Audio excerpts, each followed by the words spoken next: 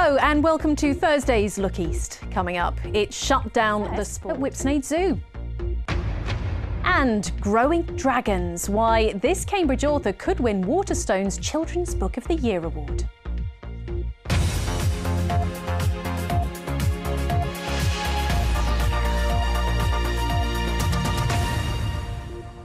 You're watching Look East. Still to come, why it might be useful to have a pair of these to hand. Prepare to be enchanted as we bring you the boy who grew dragons.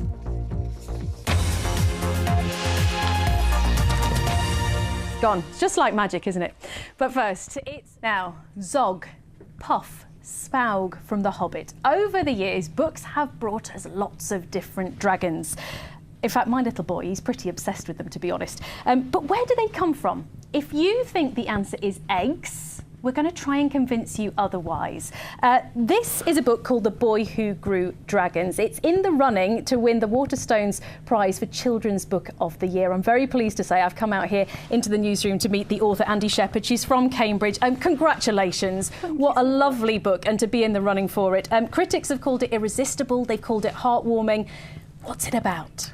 Well, it's a story about a little boy called Thomas, and he finds a very strange-looking tree at the bottom of his granddad's garden. Here it is. Here it is, made by my dad. Well done, Dad. My dad. And yes, he takes this funny fruit home, and he discovers it's a dragon fruit, and he soon finds there's a very good reason it's called a dragon fruit. And this little dragon called Flicker hatches out of the fruit, and they obviously become great friends. And it's a story about all the trouble they get into and how difficult it is to keep a dragon secret, particularly because dragon poo has a nasty habit of exploding, which is why you need the oven gloves. I wondered why I got the oven gloves. And your water pistol, yes. To extinguish the flames. To extinguish the flames and put out the sparks, yes. So you always have to be prepared. But they also build this lovely bond and this friendship, and it's a story that's very much about family and friendship and caring for your friends, and that's what Thomas learns through the book. Obviously, I don't want to be sexist about it, but I've got a little boy, you've got two boys. This seems to be like every little boy's dream, to have a pet dragon who you could be friends with. Was it because you've got two boys that you came up with this?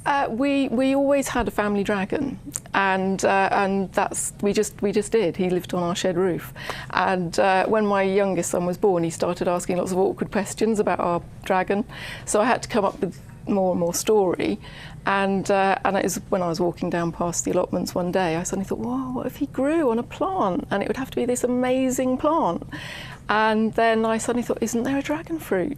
And I'd seen a fruit, but I'd never seen a tree. So I went home and looked at it, and it was just magical. And I just thought, that's it. That's the little gift for the story. So.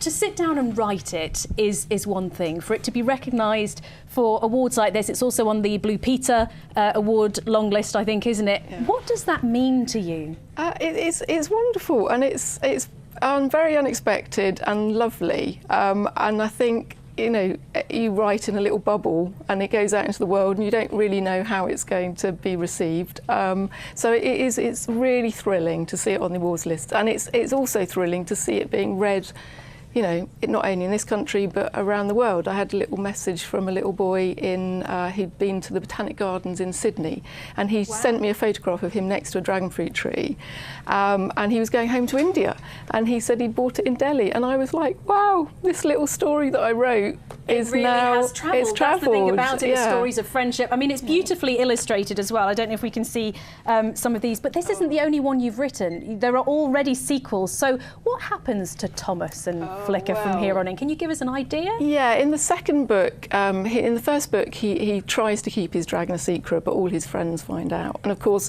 you know, if your best friend came and told you that he'd found a dragon that grew on a tree, you would tell, yeah. So they all grow dragons. So the second book is lots of chaos with the dragons, but he also finds it's very difficult because he has to lie to his granddad, and he's got a very close relationship with his granddad, so that's quite difficult for Thomas. And then in the third book, we find out a lot more about where the dragons came from, and actually the finale happens in the Botanic Garden. Don't give it away. No, don't give it away. But it's yes. We know they're pitched at children aged 5 to 8. I can't wait until my little boy's a little bit bigger, and we'll give it a go. For now, thank you so much for joining us. We wish you all the very best with the competition. Thank you. Well, time now to find out what the weather has in store for us. Here's Alex.